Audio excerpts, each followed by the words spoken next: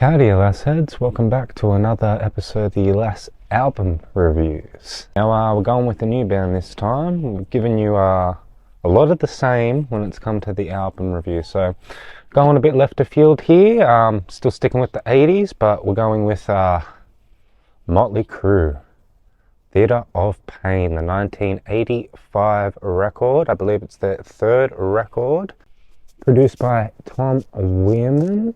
It was recorded around a few different studios in Hollywood, which might contribute to this record's sound. Motley Crüe, most people should know who Motley Crüe is, and if you clicked on this video you should know who Motley Crüe is, but for lack of a better term, Motley Crüe are one of the bands that sort of started hair metal, basically. They are the band.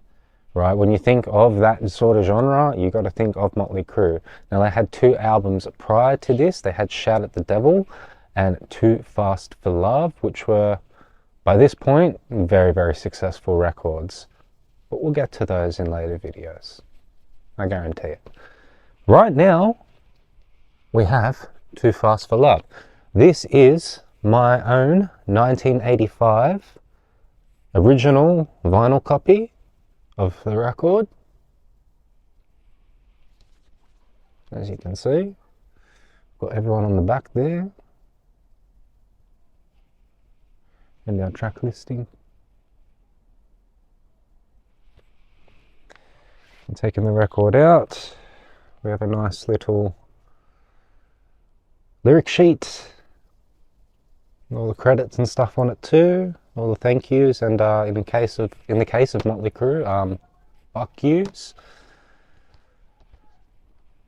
And pretty cool shot of the band there too.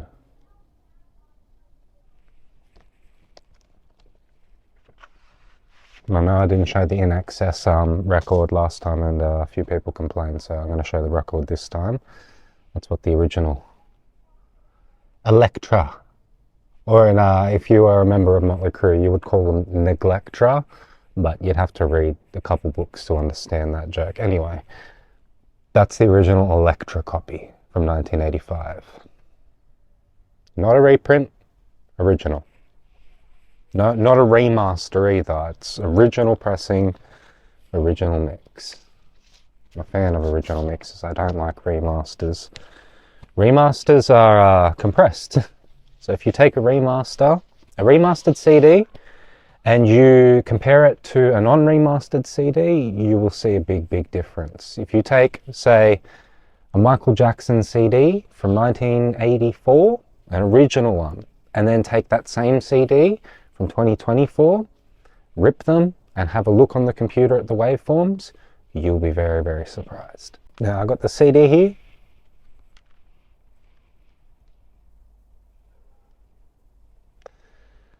Nice little CD here, CD jewel case.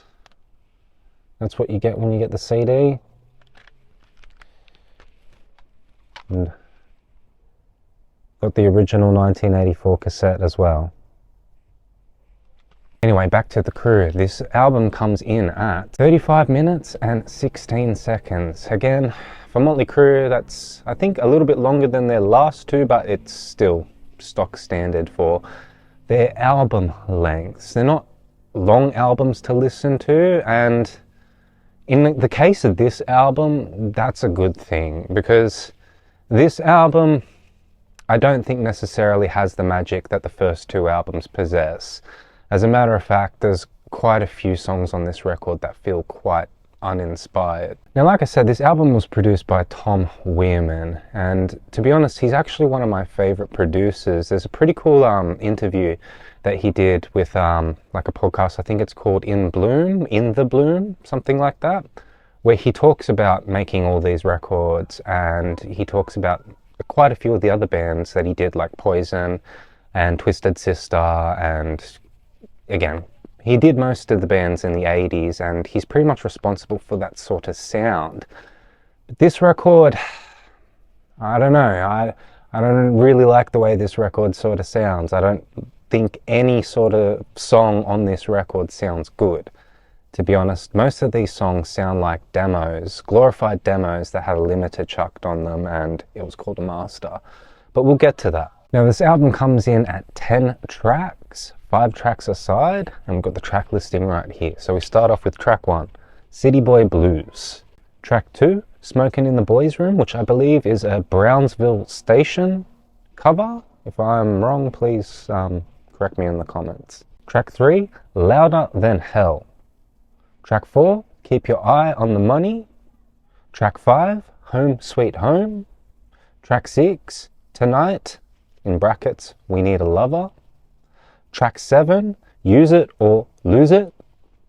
Track 8, Save Our Souls. Track 9, Raise Your Hands to Rock. And track 10, Fight for Your Rights. Now, I might mention something that I heard Tom Weirman say in one of the In the Bloom interviews, where he was talking about the album sequencing, or at least his philosophy to album sequencing. Now, he said he usually puts the best song, obviously, as track 1, and then the second best song as track 2, and then your third best song will go as the first song on side B. And then, obviously, what's your best song after that will finish the record. So everything in between of his philosophy of sequencing is going to be a bit of a filler. And it's very, very evident on this record, right? This record has a lot of unfinished songs. I'll tell you that now. It feels unfinished. It just feels a bit skeletal, but we'll get to that. So the first track we've got right now is City Boy Blues. Now, it starts off with a pretty cool kind of rhythm. It's like a half-timey sort of thing.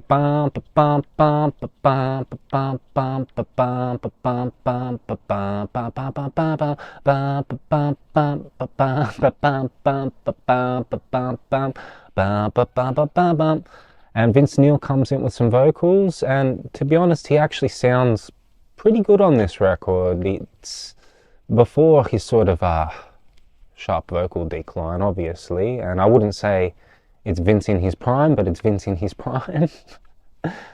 It's pretty good. The only thing I'd have to say about this song is it feels a little bit too slow.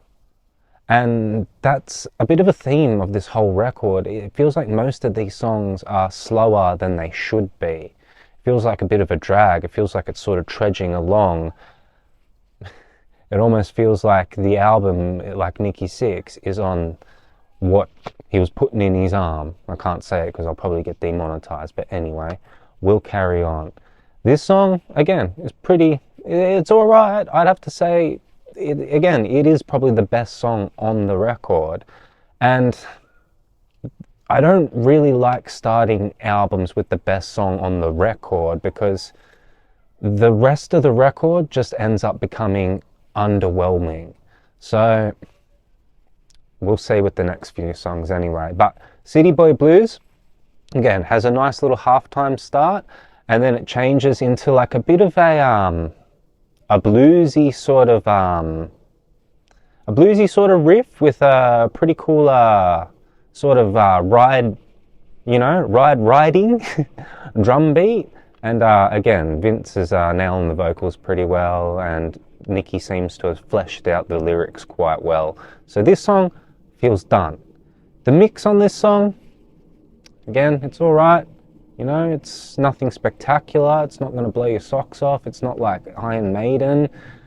It's, not even like, the mixes of like Master of Puppets, or, I know we're comparing different genres here, but it's the same sort of era, okay? They would have recorded this on the same sort of equipment. As a matter of fact, at that time, Motley Crüe would have had access to better equipment than Metallica would have. So for the album to sound like this, considering the fact that Shout at the Devil sounded great and it was recorded on a budget, and so was Too Fast for Love, this seems like a major step back in the sonic department. Honestly, it feels unfinished. To be honest, it feels like a demo recording. Now the next song we'll go to is obviously the Brownsville Station cover, Smoking in the Boys Room, the second song on the track. I believe that this song was a song that Vince Neil used to cover with one of his old bands. I think it was called Rock Candy. I believe it was called Rock Candy. You can look it up, you can call me wrong, you tell me I'm wrong in the comments, please. But anyway, I can't really say too much about this song because it's a cover song. It's not one of their own. It's a decent cover. It's probably the reason why you know this song. Again, it's a case of where the cover sort of overtakes the popularity of the original song. And people start knowing the cover song and think that that's the original. Again, it's a nice little track. I used to cover it with some of my other bands in the past, and it's a fun song to play. It's an easy song to learn if you're learning how to play guitar and you want to play that bluesy sort of stuff on bass guitar and drums. It's got that nice little shuffle sort of dun dun dun dun dun dun dun dun dun dun dun dun dun sort of beat to it. And this song is actually mixed better than the first song. It's got a bit of a harmonica solo on it, but the way that it's EQ'd and sort of got the reverb on it, you wouldn't really be able to tell if it sounds like a guitar, the harmonica. It doesn't sound like a normal harmonica. But anyway, Tom Weirman's pretty good at getting some pretty cool sounds and some pretty weird sounds. He did it on Shout at the Devil, and he's doing it on this record. So this song has a great mix. It's a good listen, great time. It feels like it should be at this tempo. So yeah, I'd have to say if they wanted to start the record with the best song, they should have started it with this. Even though it's a cover, I think it's better than City Boy Blues. Smoking in the Boys' Room, really good song. You'll enjoy it. Now the album slows down to almost like a crawl. This song is called Louder Than Hell. It is track 3. Again, it's a decent riff, you know, it's power chord based. Very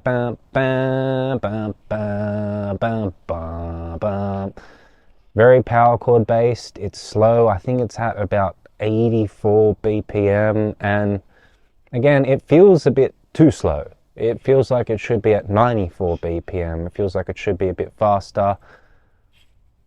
Music theory wise though, this song feels a bit more fleshed out than City Boy Blues, and well, I can't really compare it to Smoking in the Boys' Room now, can I? It's got a pretty good pre-chorus that leads into a pretty cool chorus that I honestly would be a mad call and response. Louder, dun, dun, dun, dun, dun, dun, dun, dun, louder than how, dun, dun. I have to say that it's a very, very catchy chorus. It's a bit of an earworm, and yeah, I have to say you'd get this song caught in your head pretty easy. Again, the mix on this song is a bit like City Boy Blues, where I have to say maybe the guitars are a little bit too overpowering, but again, it's glam metal. What do you expect? It's meant to be like that. I just have to say I wish maybe the bass frequencies could go up a little bit more, so it's a bit more, the guitars are a bit more supported, because they do seem a bit thin at times. And again, the only way to sort of mitigate that is to bring your bass up. I don't know if that's because legendarily people think that Nikki Sixx is a bad bass player and maybe he was intentionally turned down. I honestly don't think that's the case, because I've listened to isolated tracks of Nicky and I wouldn't call him a bad bass player because he played in time. And there's a lot of bass players today that can't even do that. They can't play simple shit in time. So yeah, I wouldn't be sitting here calling him a bad bass player. He plays his part, he serves the song. I just wish they would turn him up a little bit in the damn mix. Tommy's so loud, and it would accentuate that kick drum so much better if we could just hear a bit more bass. So yeah, honestly, that's probably my only complaint with how this album is mixed, again, other than all my other complaints. Then we speed it up again a little bit. We've got track 4, it's called Keep Your Eye on the Money. Now, this song, to me, feels a bit more like a demo, right? We have a bit more of a bare sort of verse structure, and we have a strong chorus, but that's all that song's sort of got going for it, and it just repeats. Keep your eye on the money, keep your eye on the money, keep your eye on the money, keep your eye on the dealer's hand. So again, it feels like a song that could have done with a little bit more fleshing out. The mix is the same like the other songs. It's starting to live up to its reputation and its sort of how Tom Weirman described it, its structure, where the songs in the middle of the record are a bit more skeletal, for lack of a better term. They're not the best, I would say. For Motley Crue's best standard anyway, the bar that they have set for themselves with songs like Shout at the Devil and Livewire, this is not it. Now we come to track 5. Now I understand why they put this here to end side A, because it's a pretty good lead out, and in my opinion it's probably Motley Crue's only really good ballad. They've written a lot of other ballads, but I don't know if they've stood the test of time like this song has. There are other songs like Without You and You're All I Need are cool songs, but they don't really hold a candle to this, and I'm sure this is a sentimental song for a lot of people. This is track 5, Home Sweet Home. Home Sweet Home, again, what can I say? It's almost a perfect song, right? Starts off with a piano riff, dun, dun, dun, dun, dun, dun, dun, dun, dun, dun, which I believe is played by Tommy Lee, the drummer, obviously. And when you see live shows, he'll be starting off playing it, and then I think he goes and he runs to his drum kit. If anything, I feel like this is a song that should close out the record, but, you know, maybe we just wanted to close out side A with something like this. This is probably a sentimental song again for a lot of people, so, you know, what can I say about it other than, you know, it's probably one of their most perfect ballads. Motley Crue have struggled to write another ballad that can top this, and I don't think they should. This song obviously is like a landmark in music history now. Tommy Lee starts it with the piano, and it's like a perfect little piano lick. Dun, dun, dun, dun, dun, dun, dun, dun, dun, dun, dun. It's proper musical too. It's got some proper music theory about it. Vince Neil's performance on this record is probably, in my opinion, his best vocal performance he's ever recorded. Now, that might be a hot take, because, you know, they've got like what is it, 8 albums, 7 albums. I just love the way he starts it. You know, I'm a dreamer, but my heart's a gold. I had to run away high so I wouldn't come home low. Just that melody, you know, you can hum it, you know, it'll get stuck in your head. Just when things went right. Honestly, like once you start singing it, like me, you want to keep on singing it. It's a song that was perfectly written by Nicky lyrically wise, and the way that it softly opens and then triumphantly finishes is why I believe it's the perfect ballad and the perfect Motley Crue song. Now we come to track 6, which I believe is the first song on side B. Now, despite what Tom Weirman thinks, starting off side B with what he would think is the 3rd best song on the record, I think this is the worst song on the record, and I feel like this is one of the worst songs that Motley Crue have ever done. Personally, it's a skip for me. I hate it. Tonight, that's the chorus. Tonight, tonight, tonight, we need a lover tonight. It's boring. It's boring all the way around. Listen to it. I don't have much to say about it because it's so forgettable. Honestly, it's not my cup of tea. Lyrically, it's not my cup of tea. It feels uninspired. It feels skeletal. It feels sluggish. No, we'll move on. We'll move to track 7 now. Now, despite what I just said about the last track, this is a contender for one of my favorite songs on the album, simply because this song just gets stuck in my head all the time, just because of the chorus, and it's just a simple saying, use it or lose it. It's a fast song, It's got probably what I would call the only real lick on the album.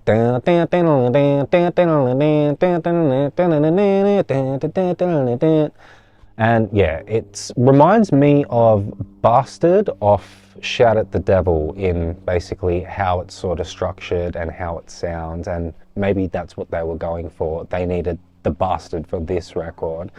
And yeah, again, it's a fast song. It's got some double kicks to it. Tommy Lee's coming in fast, the whole band's coming in fast, and they just don't let up with this whole song. Lyrically, it's pretty good. You'll recognize a lot of the lyrics too if you've read the book, especially Nikki Sixx's Heroin Diaries. And yeah, like I said, it's a contender for one of my favorite songs on the record. So the album actually picks up a little bit here and gives you something good after honestly just giving you something that leaves a bad taste in your mouth. This gives a good taste in your mouth. Now we slow it down again. We've got track 8. Now again, I can see what they were going for here. They were going for something that was grandiose and a bit triumphant. But it feels like if they spent a bit more time honing this song in, they would have got to where they wanted to go. It feels like a demo. Lyrically, it feels done. It just feels like it could have done with a bit of extra song structure, a bit of extra instrumentation, a couple of things that could have pushed this song over the edge. This song, again, feels unfinished. The chorus isn't the strongest. It could have done with a bit more of a lyrical rewrite. But at the end of the day, it's passable. It's not like tonight. Now we come to track 9. This is the only song that has proper acoustic guitar on the record. There may have been some acoustic guitar in Home Sweet Home, but this one actually has acoustic guitar throughout most of the track. Now, it's only really on the verses, and again, this song sort of suffers from a bit of a shoddy sort of mix. I feel like the acoustic guitars anyway could have been a bit louder and a bit more prominent in the mix. Could have had a bit more bass. The only thing is this song reminds me of I Wanna Rock by Twisted Sister, and the main riff in the chorus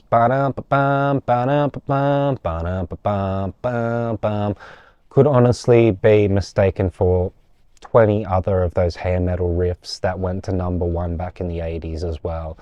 It sounds like something else. It sounds like another band.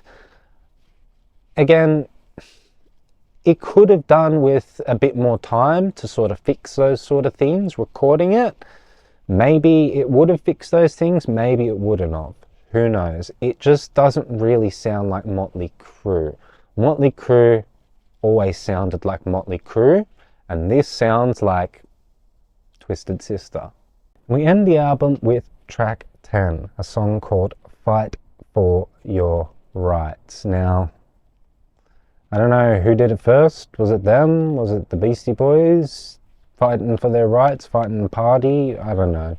I don't know who did it first, but the 80s, they were fighting for a lot of stuff. I guess it's not too different than today, but we're more fighting with each other instead of fighting for a lot of stuff, aren't we? Anyway, what can I say? It's a lot like the rest of the record. It's a song that sort of sounds like it should be a little bit quicker. It's the same BPM as the very first song on the record, which gives it that weird sort of feel as an outro song. Like, I don't know, for me anyway, having the song at the start of the record at the same tempo as the same song as the end of the record, for me is just a bit, I don't know, but who's listening to Fight for Your Rights and then City Boy Blues right afterwards? I don't know, probably only me. But that pretty much encompasses the whole record. It's not the best, alright? Out of 10, I'd have to give it a 4. For Motley Crue standards anyway, yeah, I'd have to score it that low. It's not their worst album, because they can go lower than this, much lower. I'm telling you now, they've got depths, right? They've got trenches. But it's certainly not their best effort. So, like I said, it's a decent Motley Crüe record. It's not the best out of the 80s efforts. It's the worst. If you're going to start with Motley Crüe, obviously start with their first record. Just start with Too Fast for Love. It's great. It's a perfect record, perfect entry to Motley Crüe. You'll understand Motley Crüe more once you get to this record after Shout at the Devil. The record after this, honestly, makes this record forgettable. But we'll get to that very, very soon. I've been Mickey Sticks. I'd like to thank you for watching these videos. Honestly, I've had a bit more people watching these videos. I wouldn't call them fans because I don't really, I'm not really that guy that thinks I've got fans, but anyone that's watching this video and likes my sort of album reviews, thank you very much. To be honest, it means the world to me because I put a bit of time into this sort of stuff and it's really just a passion project. So thank you very much. If you're watching this video, like and drop a comment, tell me what you think, tell me what I could do to sort of improve these videos for you, and if there's anything that I missed. So yeah guys, thank you for sticking around, thank you for being here. It's Motley Crüe Theatre of Pain, 1985, the last album reviews. I've been Mickey Sticks. You've been awesome. Thank you.